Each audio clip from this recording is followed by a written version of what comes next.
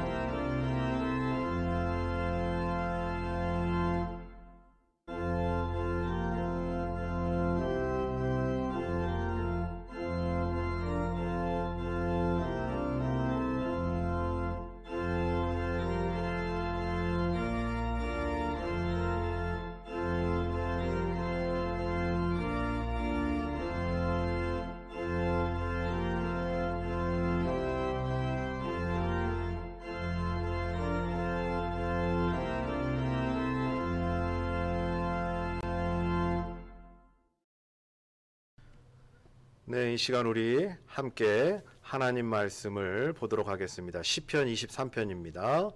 시편 23편 우리가 함께 보도록 하겠습니다. 제가 읽어 드리겠습니다. 여호와는 나의 목자시니 내가 부족함이 없으리로다. 그가 나를 푸른 초장에 누이시며 쉴 만한 물가로 인도하시는도다. 내 영혼을 소생시키시고 자기 이름을 위하여 의의 길로 인도하시는도다. 내가 사망의 음침한 골짜기로 다닐지라도 해를 두려워하지 않을 것은 주께서 나와 함께 하심이라.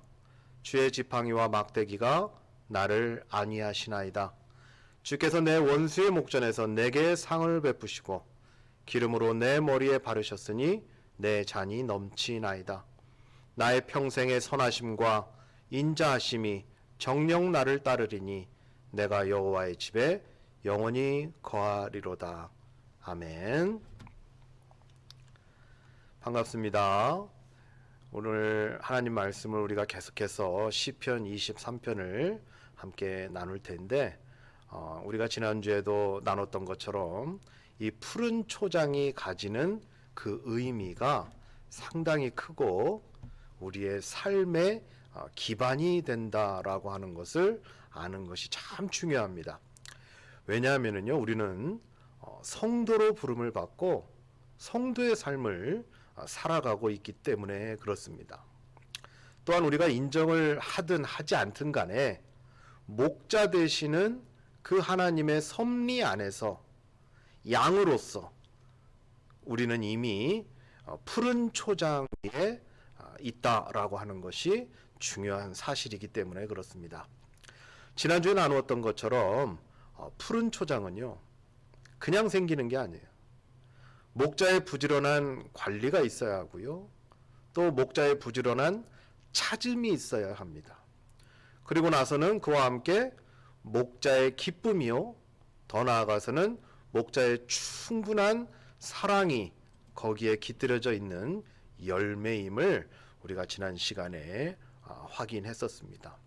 다만 문제는 뭐냐면 그 초장을 밟고 있으면서도, 그 위에 있으면서도 사소한 조건들에 민감하게, 우리가 지난주에도 나눴던 것처럼 너무나도 까칠하게 매번 불평하고 불안해하고, 그래서 가장 기본적인 것도 감당해내지 못하는 모습이 우리의 모습과 다를 바가 없구나라고 하는 것을 우리가 지난 시간에 말씀 가운데 함께 나누었습니다.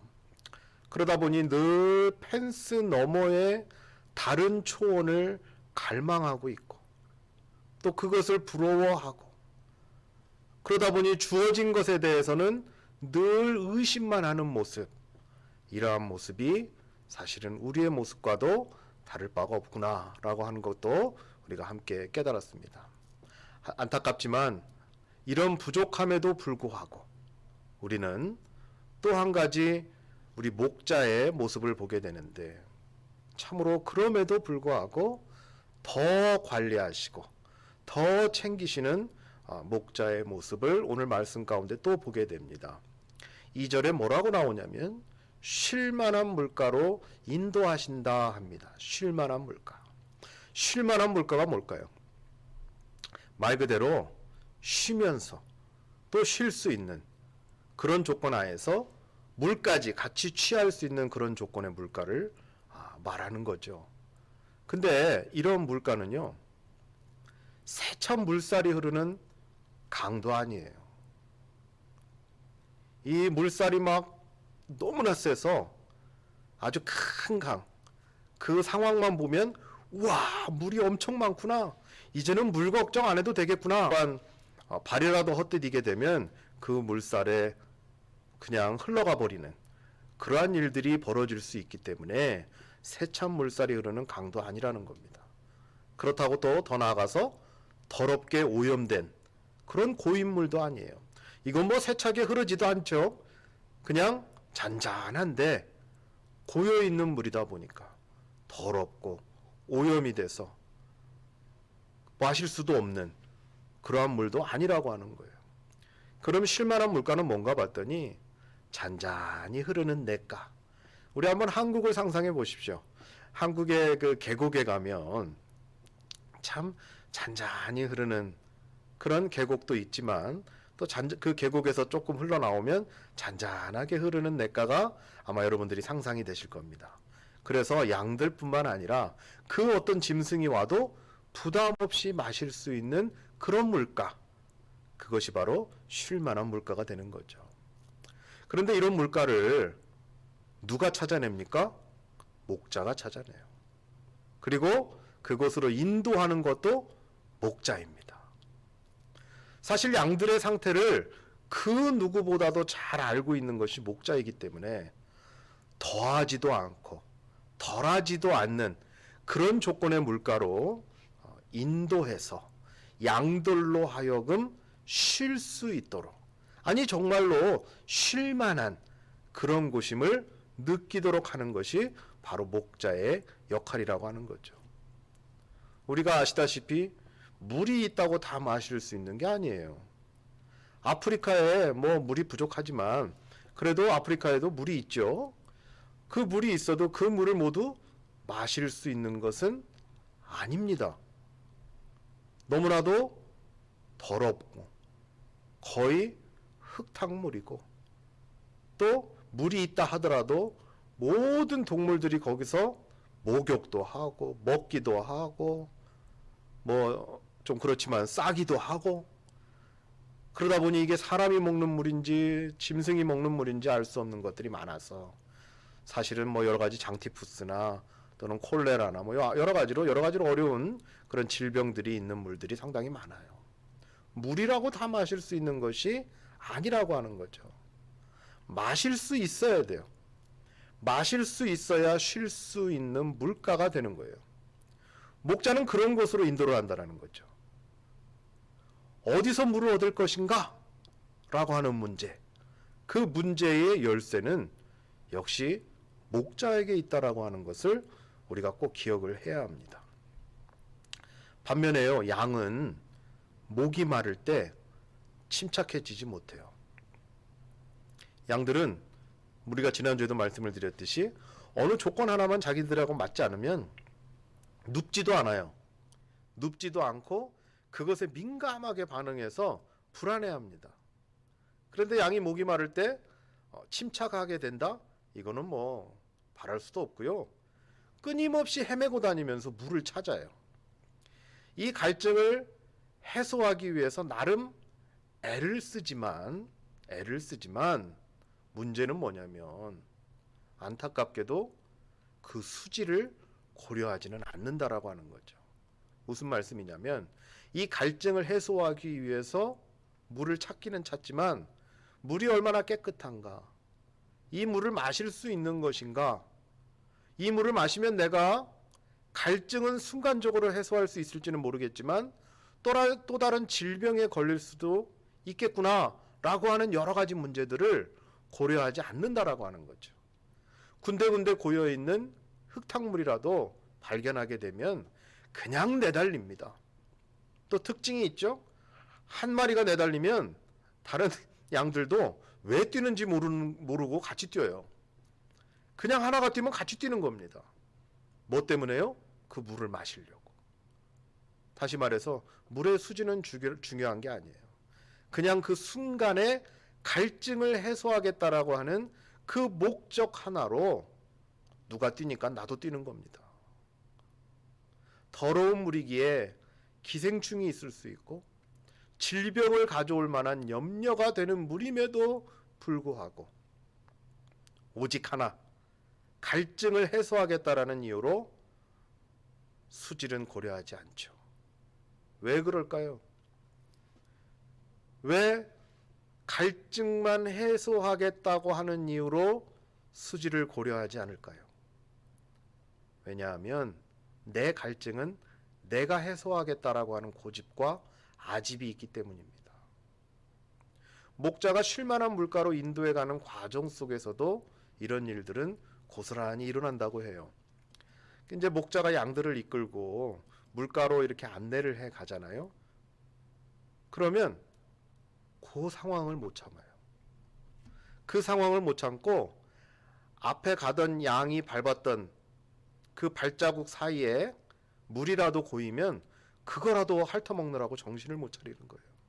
조금만 가면, 조금만 목자를 믿고 따라가면 그곳에 쉴만한 물가가 있고 마실 물이 있는데 그저 당장 목이 마르다고 그 앞에 있는 그 길가에 고인, 그래서 앞에 지나가는 양이 밟았을 수도 있고 또 어떤 양은 거기에다가 배설물을 흘렸을 수도 있고 그러한 어떤 물, 그거를 그냥 먹는다라고 하는 거예요. 더 나아가서는 쉴만한 물가에 도착해도요, 여전히 펜스 너머에 어떤 있는 초원을 갈망하듯이 또 그렇게 다른 물들을 찾아 어슬렁어슬렁 그 주변을 돌아다니는 양들이 있다라고 하는 겁니다. 이유가 뭐라고요? 오직 한 가지. 내 갈증은 내가 해결하겠다라는 거죠. 순간순간의 갈증들, 그거 내가 해결해야 한다 라고 하는 것이 가득하다는 거예요. 건강한 사고방식일까요? 내 갈증은 내가 해결한다라고 하는 것, 그게 건강한 사고방식일까요? 아니면 우리가 자수성가했다라는 말들을 많이 하잖아요. 정말 자수성가한 사람들의 그게 태도인가요? 그러면 조금만 더 깊게 생각을 해보죠. 우리가 인간인데 정말 다른 사람의 도움 없이 스스로 해서 사업을 성공시킬 수가 있나요? 아니, 사업이 아니더라도 어떤 일을 만들어낼 수 있나요? 자기가 잘나서 그것이 그렇게 번성하고 자기가 잘나서 그렇게 갑자기 막 자수성가가 되는 건가요? 하지만 가만히 생각해 보면 인생에서 단독으로 떨어져서 무엇인가를 완성시키는 경우는 사실 없습니다. 여러분들 생각해 보십시오. 어떤 사람이 무인도에 갔어요. 그 무인도에서 문명을 발달시키고 그 무인도에서 갑자기 빌딩을 짓고 그 무인도에서 농사를 짓고 그렇게 해서 얼마나 성장할 수 있고 얼마나 성공할 수 있겠어요. 아마 그곳에 있는 그 사람의 걱정은 무엇을 마실까? 당장 내가 목이 마른데 이 갈증을 이 섬에서 어떻게 해결할 수 있을까?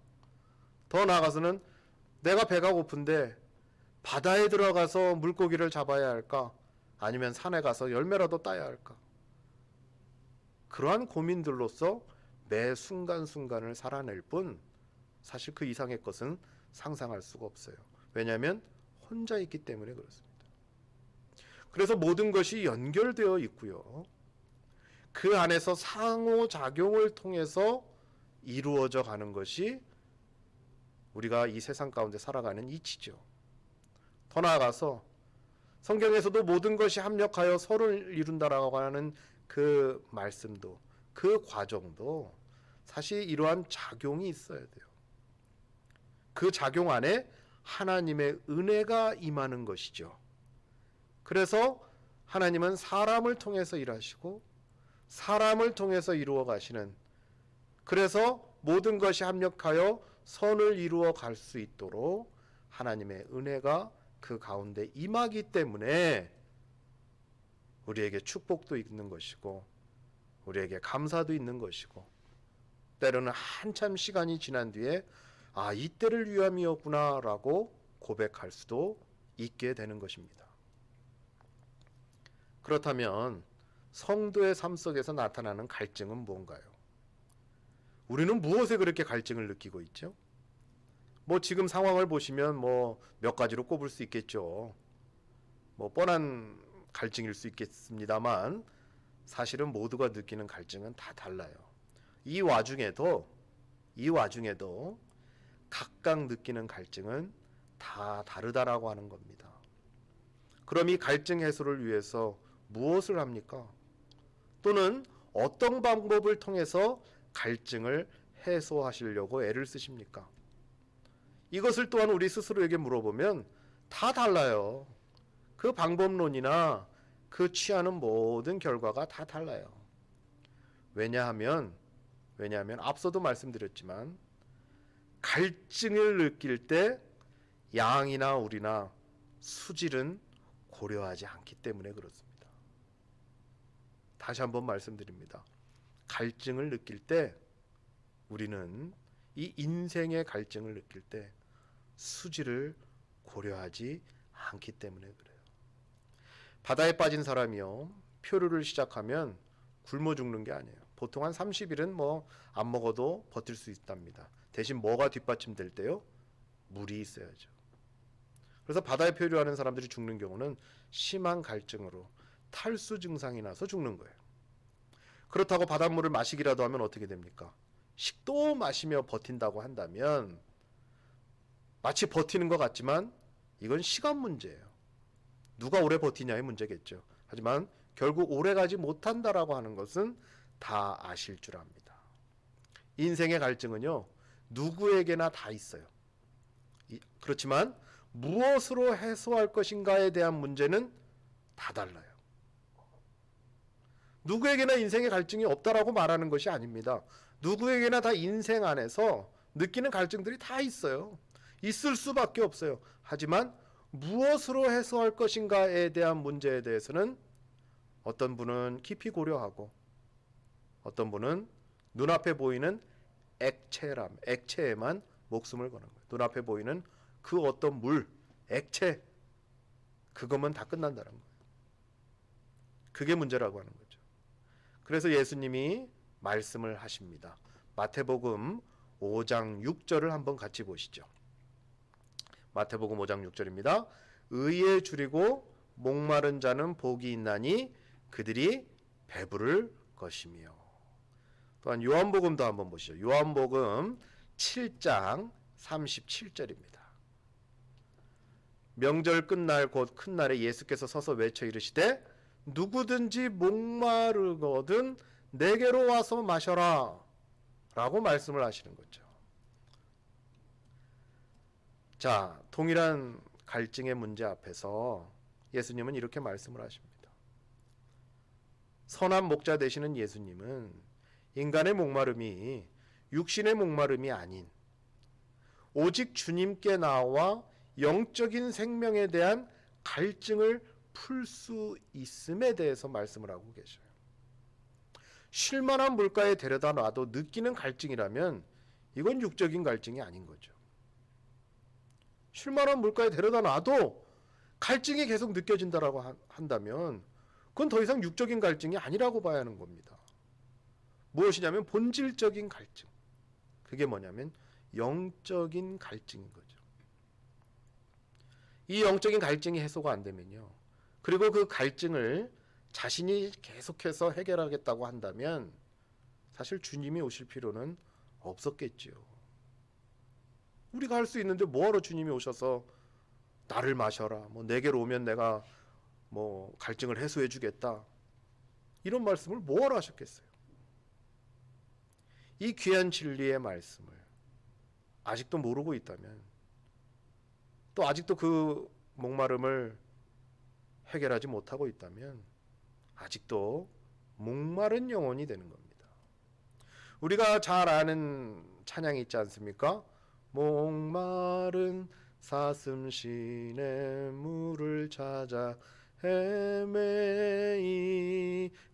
헤매이듯이 내 영혼 주를 찾기에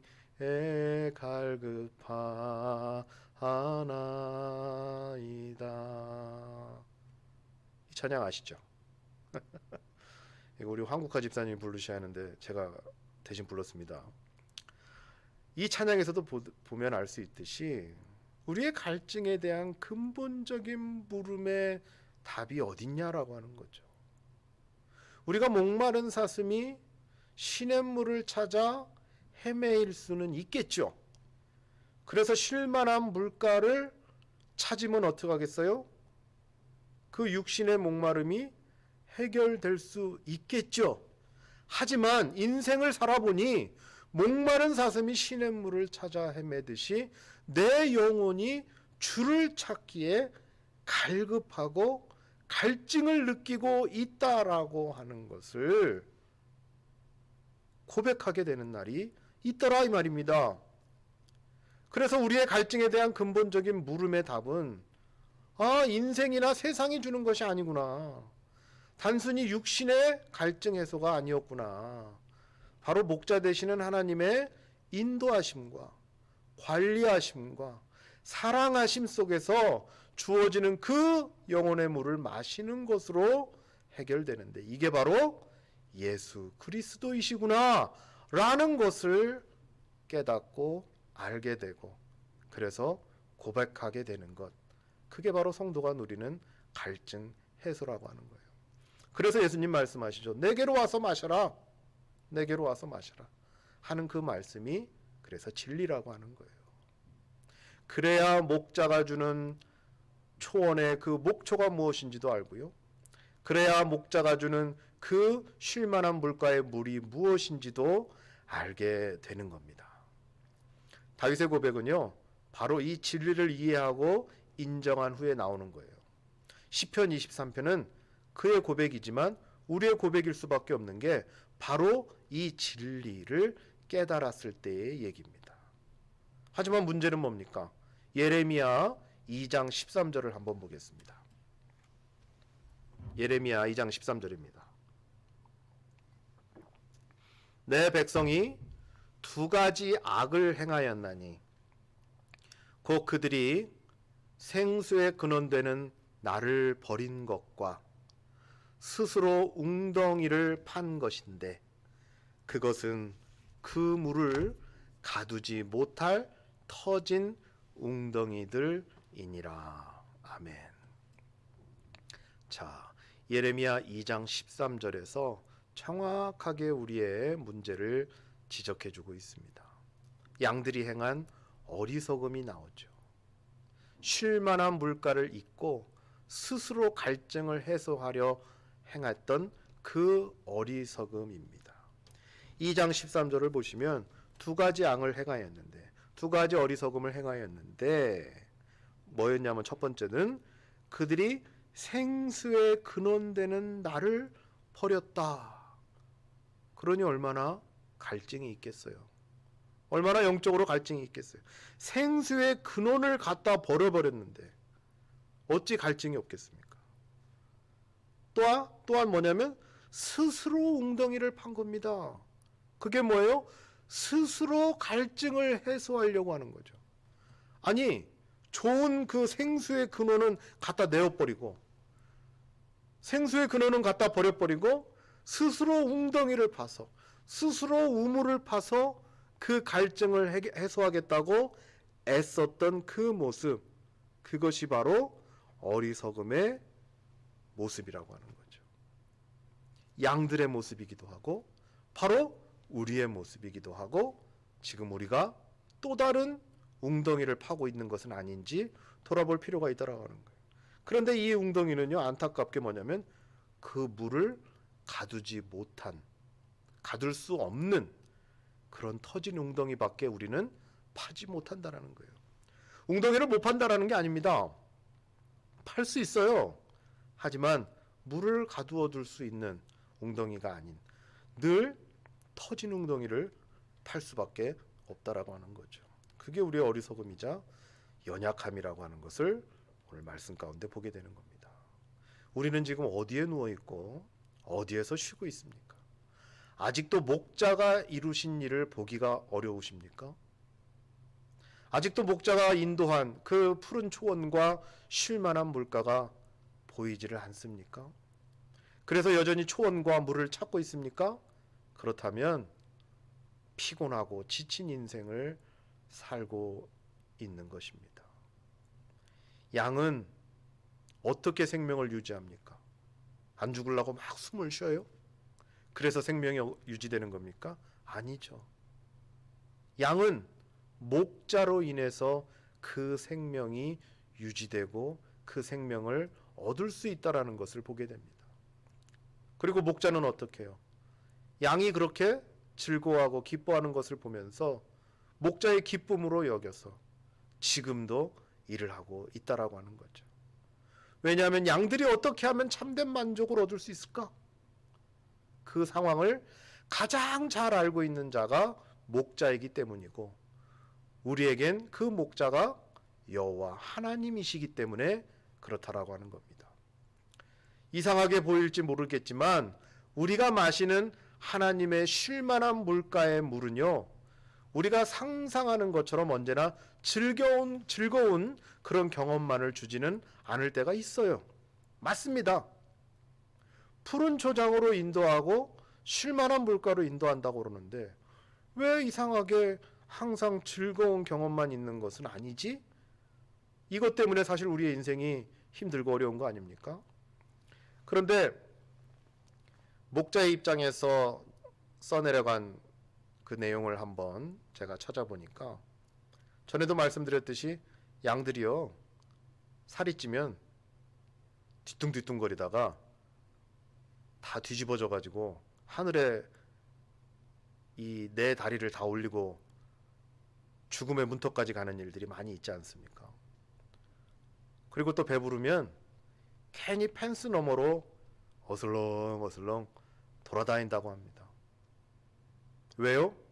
배부르고 뭔가 안정을 찾으니까 그냥 자꾸만 주어진 것에 만족을 못한답니다. 그럼 목자는 어떻게 하냐면 이 양들을 끌고 간답니다. 어디로 가냐면 아주 걷기도 힘든 곳, 또 좀 전까지 있었던 푸른 초장이 아닌 뭔가 이 양들이 조금 힘든 곳, 그래서 뭔가 짜증이 날 만하고 지치기도 할 것 같고 뭔가 힘들어하는 곳, 그것으로 한 바퀴 쑥 돌고 온답니다. 왜요? 그래야 양들이 체중 조절을 한답니다. 그래야 양들이 건강해진답니다. 그래야 양들이 다시 그 초원에 돌아와서 그 풀들을 감사히 뜯어먹는다 합니다. 그래야 쉴만한 물가로 왔을 때 다른 더러운 물을 찾지 않고 그 잔잔한 시냇가에 흐르는 물에 머리를 박고 그 물을 마시기 시작한답니다. 그래서 이 양의 건강을 위해서, 양의 안정을 위해서 한 번 정도씩은 그러한 과정을 거쳐줘야 한다라는 것, 그게 바로 목자의 지혜요, 목자의 방법이라고 하는 거죠. 하지만 이 안에도 목자의 노력과 그 능력과 그 사랑과 은혜가 있다라고 하는 거예요. 반드시 거기에 있습니다. 양을 생각하기 때문에 때로는 어려운 길로, 양을 사랑하기 때문에 때로는 거친 길로, 양을 사랑하기 때문에 때로는 힘든 곳으로 인도를 한다라는 거예요. 하지만 결국은 푸른 초원과 그 안에 깃든 깊은 갈증을 해소시켜 줌으로써 우린 우리의 구원의 여정 속에서 하루하루 깨닫게 되어가는 것이겠죠. 마치 양들도 깨닫는 것처럼. 그게 하나님의 방법이고 그게 목자의 방법이라고 하는 겁니다. 하나님의 일하심은요, 지금도 우리를 위해서 쉬지 않고 진행되고 있습니다. 조금만 돌아서서 한번 보십시오. 조금만 내 중심에서 벗어나 목자의 입장에서 한번 바라보시기를 바랍니다. 그럼 오늘도 땀을 흘리시고 당신의 양들을 위해서 일하는 그 목자 되시는 하나님의 모습을 보게 될 것이고, 그 목자 되시는 하나님이 멀리 계신 것이 아니라 바로 내 옆에 계시다라고 하는 사실을 깨닫게 될 것입니다. 그게 은혜입니다. 그리고 그것이 성도가 누리는 삶의 이유요, 은혜요, 축복이 되는 것입니다. 이 은혜 가운데 살아가시는 저와 여러분의 삶이 되시기를 주님의 이름으로 축원합니다. 기도하겠습니다. 사랑과 은혜가 풍성하신 아버지 하나님, 오늘도 귀한 말씀 가운데 하나님의 일하심과 하나님의 역사하심을 보여주셔서 감사합니다. 그렇습니다. 우리는 우리의 갈증의 문제를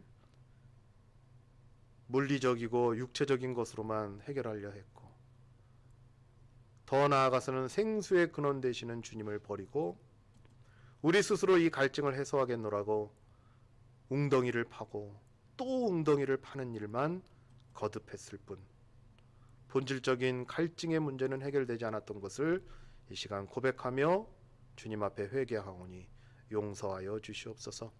우리의 어리석음을 불쌍히 여기시고 우리의 부족함을 긍휼히 여기셔서 오늘도 푸른 초장과 쉴만한 물가로 인도하여 주시는 그 목자 되시는 주님을 바라보며 나아갈 때에 우리가 바라봐야 할 분은 오직 주님밖에 없고, 주님의 일하심에 감사하며 다시 한번 목자 되시는 주님을 바라볼 수 있는 저희들 되게 하여 주시옵소서. 어려운 이 시점에 하나님께서도 다 그 상황을 아실 줄 압니다. 만약에 우리를 훈련시키시고 우리의 안정과 우리의 영적인 건강을 위해서 우리를 이리저리 끌고 다니시는 것이라면 그 또한 하나님의 은혜요, 하나님께서 우리를 더욱더 귀하게 쓰시고자 하시는 계획인 줄 믿사오니 이 또한 하나님 주님께서 끝날에는 푸른 초장과 쉴만한 물가로 다시 인도하실 줄 믿고 하루하루를 살아가는 귀한 주의 백성들 되게 하여 주시옵소서.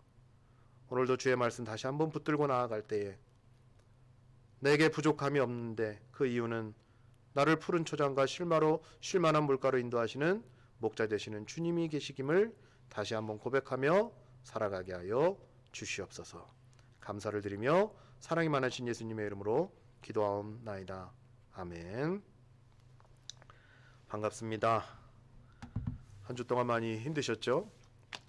이유인즉슨 날씨가 너무 좋아서 지금쯤 같았으면 들로 산으로 막 돌아다니면서 맛있는 것도 먹고 또 공원도 아이들과 함께 나가기도 하고 또 이 사람 저 사람 만나면서 우리가 그동안 그 길었던 그 겨울의 때를 또 청소하면서 함께 좋은 시간을 보냈을 텐데 이 날씨까지 좋은 마당에 나가질 못하게 하니 얼마나 답답하셨겠습니까?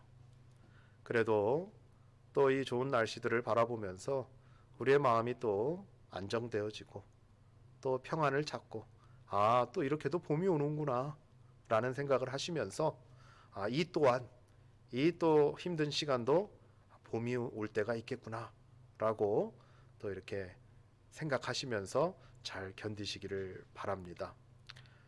빨리 끝났으면 좋겠어요. 저도 이 상황이 쉽지 않고 또 뭐 낯설고 지금 한 달 넘게 온라인 예배를 하고 있지만 이거 제대로 하고 있는 건지 계속 이래도 되는 건지 잘 모르겠어요.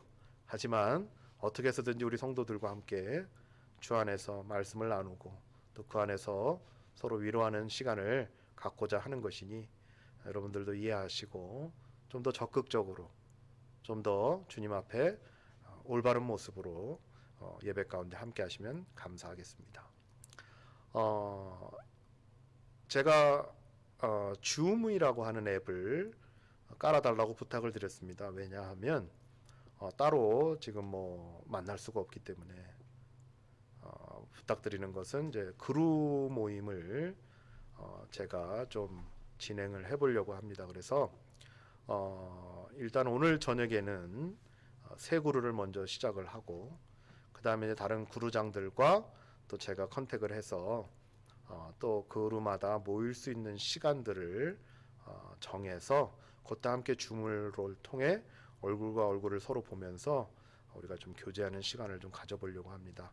그렇게 하다 보면 또 소그룹 모임도 좀 더 자연스럽게 될 것 같고 뭐 여러 가지로 방법론을 찾기에는 현재 이 줌이 가장 좋은 방법인 것 같아서 제가 간곡히 부탁을 드리고 또 추천을 하는 겁니다. 모르시면 주변 분들한테 또 좀 더 물어보시고 또 제가 올려드렸던 그 자료 유튜브 자료를 보시면 사실 쉽습니다. 하지만 그건 이제 그 셀폰을 통해서 하는 거고 더 쉽게 더 좋은 거를 누리시려면 컴퓨터나 또 우리 랩탑이나 이런 걸로 노트북 이런 걸로 설치를 하시면 또 더 좋은 환경에서 더 많은 사람의 얼굴을 한 번에 볼 수 있는 그런 또 좋은 기회가 되거든요.